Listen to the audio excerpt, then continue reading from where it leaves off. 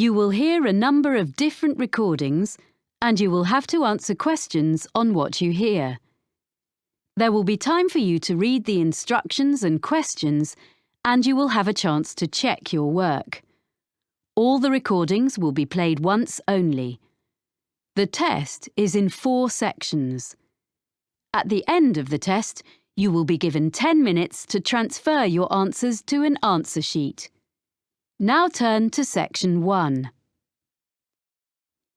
Section 1. You will hear a man talking to a woman about hiring a car. First, you have some time to look at questions 1 to 5. Pause the recording for 30 seconds.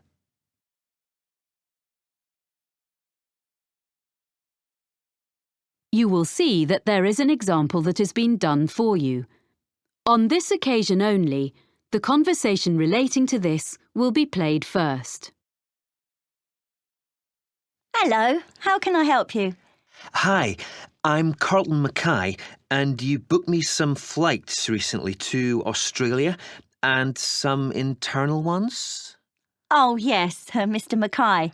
I remember you now, of course. Well, I find I'm going to need car hire while I'm in Sydney after all. I think you said you could recommend a good value company? Yes, that's right.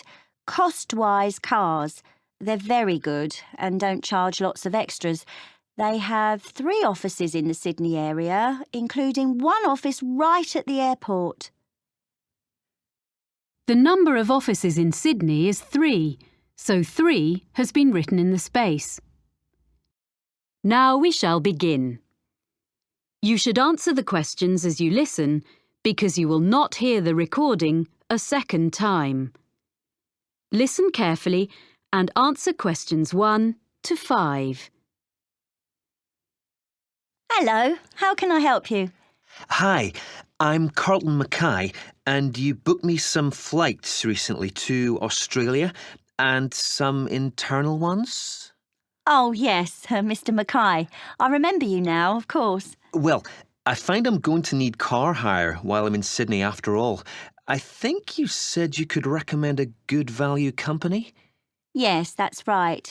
Cost-wise cars. They're very good and don't charge lots of extras. They have 3 offices in the Sydney area, including one office right at the airport. So I'll just book it online? Yes, you can book online, but you should have their phone number too, just in case. Of course. That's 1800 705 639. It's on the website, and you can get a discount if you quote your booking reference from us. Oh, what's that? I mean the one you got from me when we booked your flights. I have it here. 743002. Oh, thanks. I guess I've got it at home, but I'll write it down again in case. A discount is good. So, where exactly is the office? I'll be coming to the domestic terminal from Melbourne. It's immediately outside the international terminal. OK. And another thing I want to check is, will they be open when I arrive, or is it just office hours? Well, they open at 7:15 and close at 6:15 in the evening. So let's see. You're due to land at 6:10. By the time you've collected your bags and so on, which will take a little while, they won't be open. But if you arrange it in advance, they can wait for you. You do have to pay an extra $30 for that, though. OK. Well, I'm staying near the airport the first night, so I could go back in the morning and save a day's hire? Yes, that'd be better. That'd save you about $50. Do you know what kind of cars they have? Quite a variety, I think. The best value should be under $60 a day with luck. That would be the Echo, I guess. Sorry? ECHO. Like when your voice bounces back? Before you hear the rest of the conversation, you have some time to look at questions 6 to 10. Pause the recording for 30 seconds.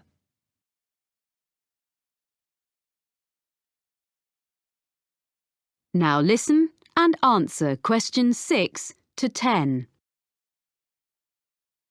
I suppose I have to book online before I leave? That's the best way. They won't deduct any charges until you finish with the car, but they do need your credit card number when you book, and of course they'll want to see your driving licence when you collect. How long will you need it? I'm in Sydney for 7 days. I'll only actually need to use it on 3 or 4 of those days, I hope, but I'll keep it for the whole week.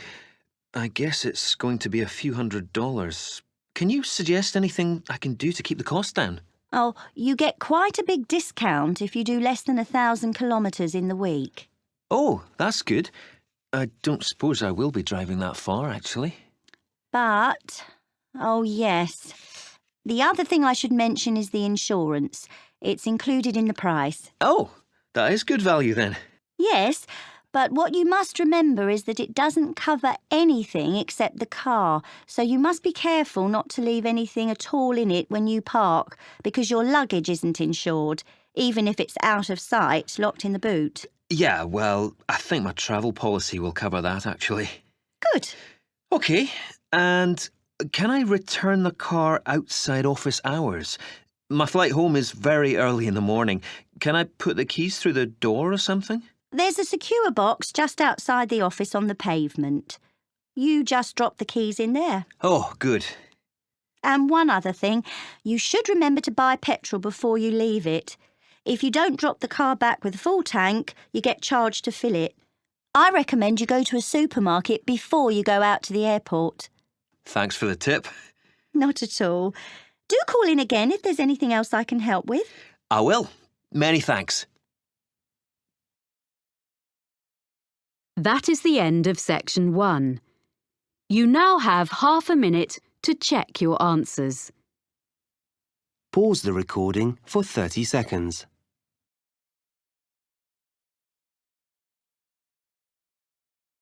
Now turn to section 2. Section 2. You will hear a speaker from the hotel industry addressing a group of young people about careers with her firm. First, you have some time to look at questions 11 to 15. Pause the recording for 30 seconds.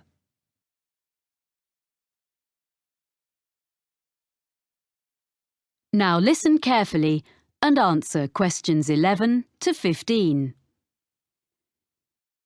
Good morning. It's a great pleasure to be here in London and to see so many people interested in working in hotels. We, in the International Finest Group of Hotels, are very proud of our business, and we are always on the lookout for quality recruits in every department.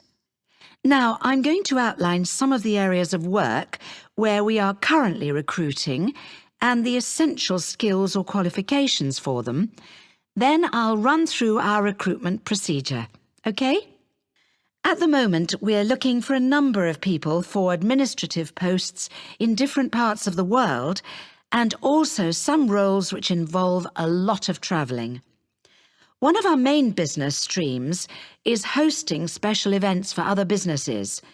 If you have good communication and organisational skills, with a good level of fluency in at least one European and one non-European language, I'd suggest you think about becoming part of the team which sets up these events for all our centres.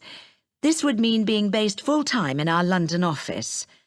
The work ranges from setting up small meetings a few days ahead to organising international conferences 2 years in advance, so there's plenty of variety.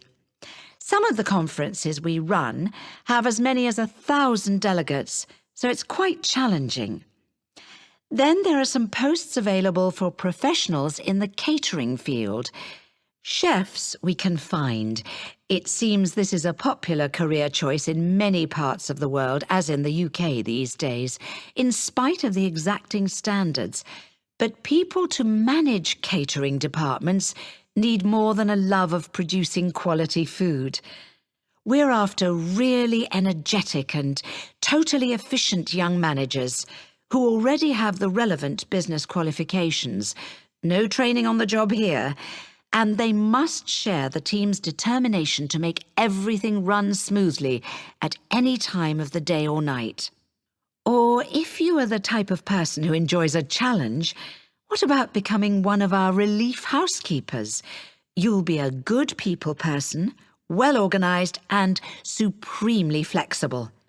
As well as covering UK holidays, maternity and paternity leave, there will be times when you have to fill a key post when someone's sick, which could be anywhere in our European, Middle Eastern or Far Eastern hotels, so you must be prepared to hop on a plane at 5 minutes' notice. The International Finest brand name attracts visitors from all over the world and on all kinds of business and leisure trips. Our swimming pools and gyms need to be run by people with the highest standards of customer service. You don't have to be a great athlete, but smart appearance and a pleasant manner are necessary. A diploma in sports science would be the minimum requirement here. Lastly, I'd just like to mention that the main London office has another vacancy. Most bookings come online, especially from the Far East, for people coming to Europe. If you have fluency and some keyboard skills in, for example, Spanish or any Far Eastern languages, either having taken a degree or preferably from having lived and worked overseas, you might be just the person we're looking for to deal with email bookings and queries in the office here. A flexible attitude to working hours is also important, as you may have to come in outside normal office hours. Before you hear the rest of the talk, you have some time to look at questions 16 to 20. Pause the recording for 30 seconds.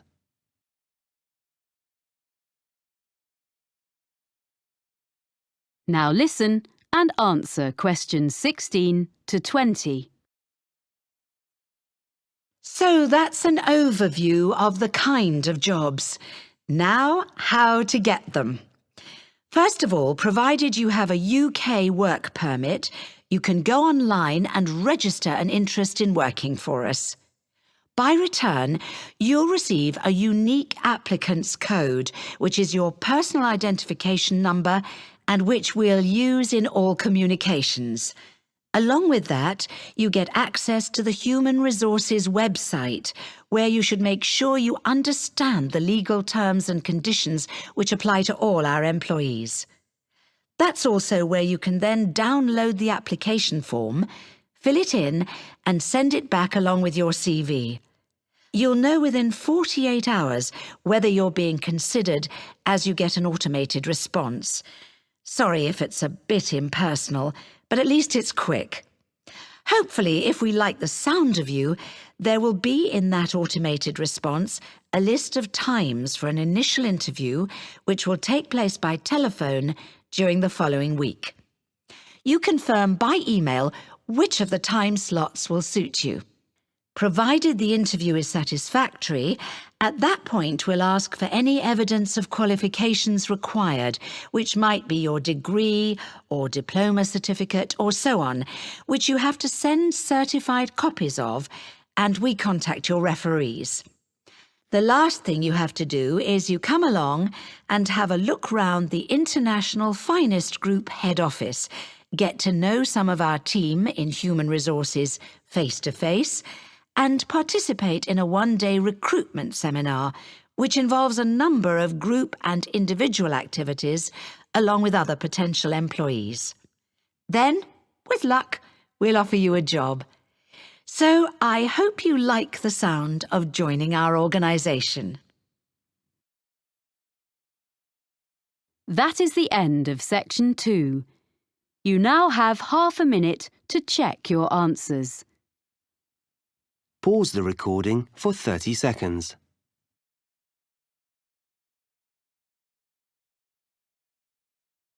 Now turn to section 3. Section 3. You will hear a student of landscape architecture discussing a project with his tutor. First, You have some time to look at questions 21 to 24. Pause the recording for 30 seconds.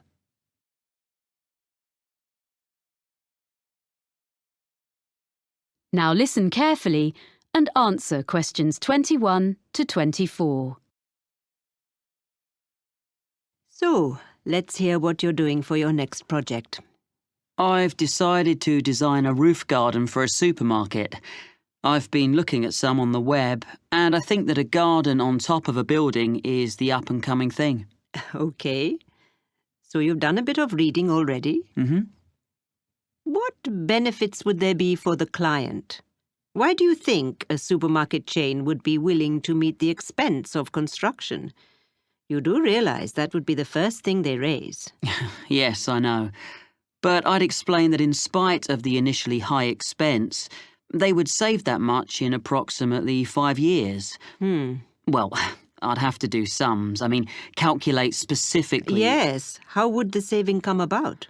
Mainly through lower heating and aircon bills. The extra insulation offered by having a layer of living plants in the soil would make a huge difference.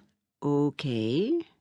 But they might feel the expense of maintenance would be an issue. After all, supermarkets don't normally employ gardeners. What I thought was, if they made it a community garden rather than a simple low-maintenance green roof. So there'd be public access. Oh, yes. Then there'd be a sense of ownership in the local community, and people could take responsibility for it instead of the supermarket paying a commercial company, and it'd really boost their public relations. That's a good point. And have you been looking into how roof gardens are built nowadays? I'm still exploring that. But if I take advantage of the latest technologies for roof gardens, it shouldn't be too difficult. But in any case, you have to use lightweight materials. But that's a matter of making the right choices. You can even use quite traditional ones, such as wood, for the planting areas. Yes, that's what I thought. It'll look good and it isn't too heavy. But for the basic construction, the issue you have to address first is the material used between the building and the garden. You mean the barrier fabric, which ensures there's no chance of rainwater leaking down into the building? Yes. Nowadays that is very good and quite easily sourced. Then, on the other hand, there's the business of water within the roof garden itself. You mean drainage? That's an important feature of the construction in any roof design. Yes, but I think most drainage issues have been well understood for quite a long time. Okay. But another thing is with plants in an exposed situation, you usually need to find ways to optimize rainfall. Yes, because rainwater is best for the garden, if you can store it for when it's needed. What I've been looking at are some buildings which use fairly conventional storage tanks, the kind that have been in use for decades, but have them linked to modern automatic watering systems. Sounds complicated. It's less so in practice than it sounds, I think. I've been researching them, and actually the latest ones definitely work very well, and they can be electronically regulated to suit the local microclimate. That sounds interesting. You seem to have been doing some thorough research. Make sure you reference all your sources when you write it up. Yes, sure. There's one more aspect I'd just like to run past you if there's time. I want to include a light feature in the design. Of course.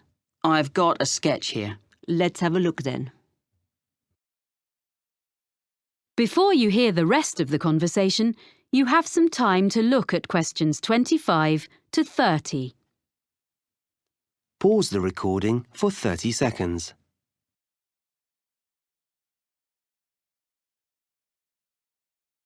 Now listen and answer questions 25 to 30. Well, I was really impressed by something I saw on a roof in Cornwall, and I'd like to design something similar. You have an area of planting, and I'm thinking of installing this lighting in an area filled with low-growing evergreen shrubs. You'd have to have lights and things well away from anywhere children might be. But I can see this could be very effective, if a bit complicated. How would it work? On this drawing, this is a section view. You have this low wall on the right. Yes, that's it. This is just one element, and these areas would be repeated all round the planted area. I think this will probably be a wooden wall using reclaimed timbers with an angled ceramic top surface. Perhaps even ridge tiles, like they use on roofs? Ah, yes. That'd be just the sort of thing. And that'd make it weatherproof. And then the heavy-duty electric wiring comes up through the floor just outside the planted area and into the wall.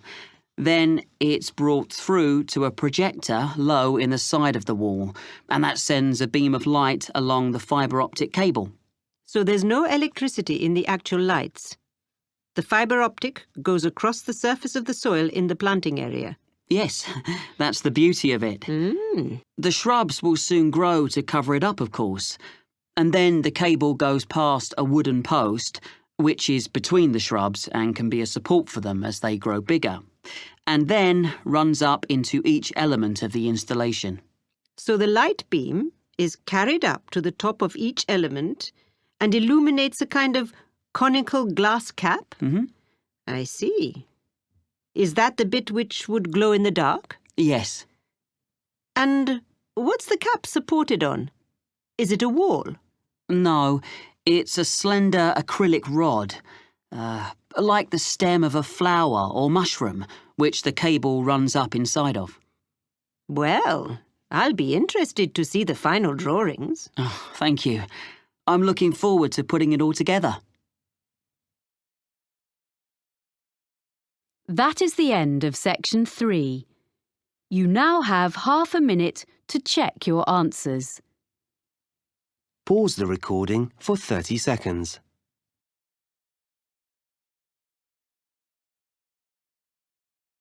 Now turn to section 4. Section 4. You will hear a geography student giving a presentation about sand to fellow students. First, you have some time to look at questions 31 to 40. Pause the recording for 1 minute.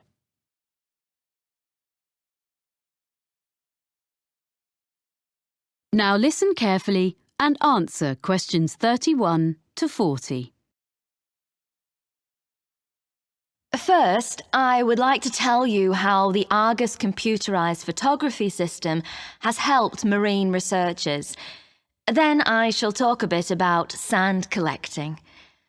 Well, Argus is the system Dr. Rob Holman developed when he was working at a research pier on the coast of North Carolina about 20 years ago. This pier stretches out over the water, and it's the longest research pier in the world, with an observation tower on the end of it. The researchers there make precise measurements of how the sand moves about under the waves. This research is critical to the study of beach erosion in places where the coastline is being worn away. The Argus system helps to solve the difficulties encountered by these researchers. The system correlates the data from under the water with what Dr. Holman gets from his fixed camera, which is mounted above the water on the pier and uses time-lapse photography. Some of Dr. Holman's results have changed the way people understand how sand moves. To quote S. Jeffreys Williams, a coastal geologist with the United States Geological Survey, the system is a critical piece of new technology, and the Argus system allows us to quantify and document visually the changes to the coast on a variety of different time frames. A lot of these take place when there is a storm, or at other times when it is difficult to have people out on the beach making observations and taking measurements.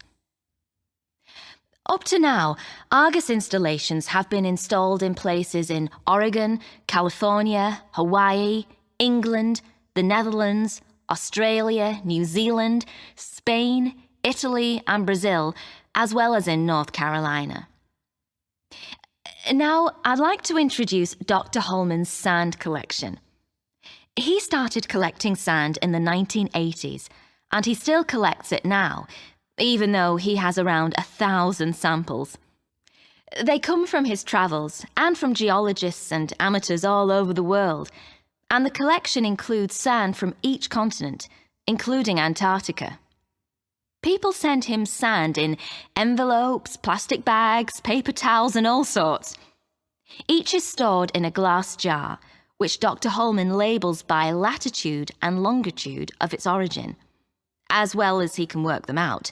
Sometimes the information is a bit sketchy.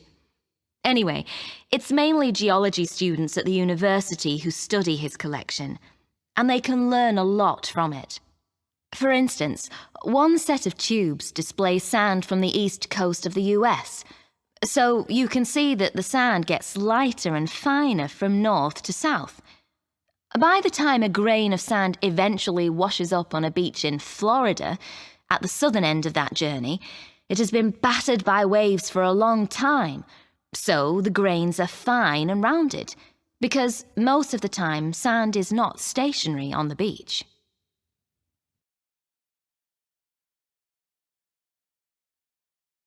Okay, so if you'd like to collect sand and maybe even send some to Dr. Holman, how should you go about it?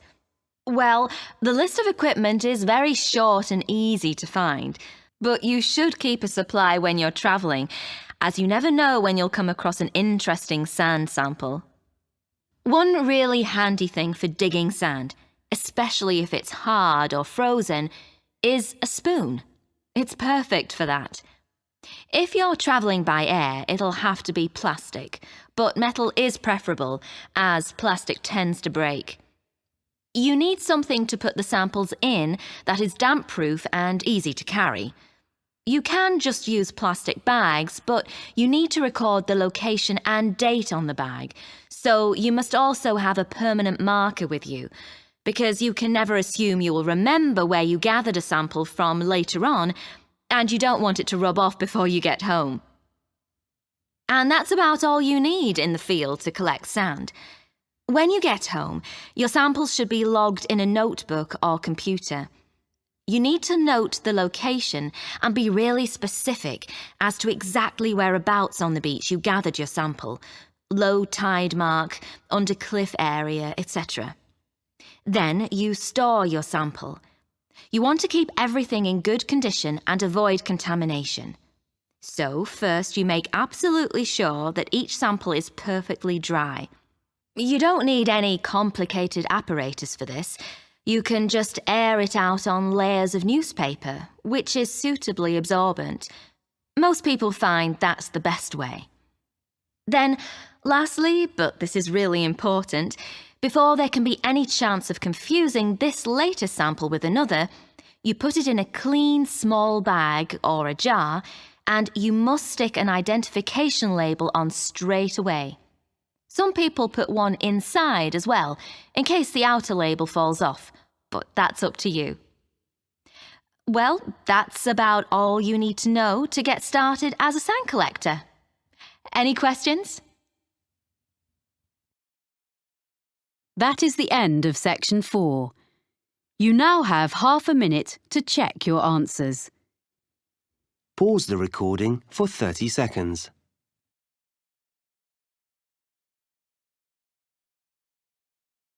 That is the end of the listening test. In the Ielts test, you would now have 10 minutes to transfer your answers to the listening answer sheet.